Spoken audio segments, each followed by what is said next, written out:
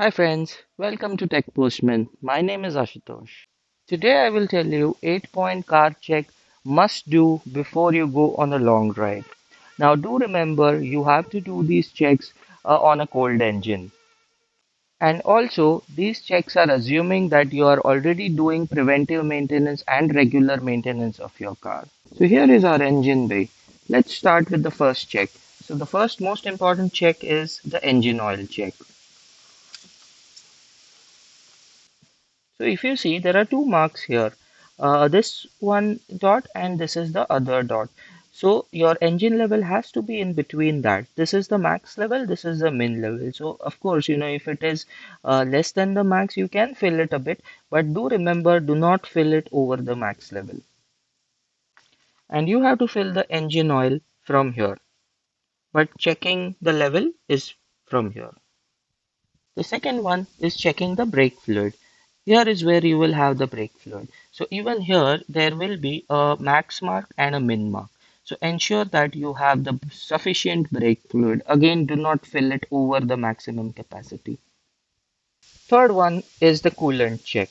So again here in the coolant, for the coolant check, there will be a max and minimum mark mentioned somewhere below here. So you have to again ensure your coolant is between those two marks, but not beyond the max mark. Fourth one is the battery check. Now, most of the batteries do have this indicator. So if you can see here, this is green color, which means the battery is okay. But if you do not have this, you can open these covers and then you can check whether the battery fluid is sufficiently filled. Then we have the windshield wiper fluid. So here also you can check and fill the windshield water. You can fill the normal water, that is okay. If you have any windshield fluid, you can also fill that. So these checks were within the engine bay. Now let's go outside. All the lights, the headlights, the side lights, the fog lights, even in the headlights, check for both the upper, the dipper. Do check the tail lights, the reverse light, and the side lights. The next one is the tire pressure.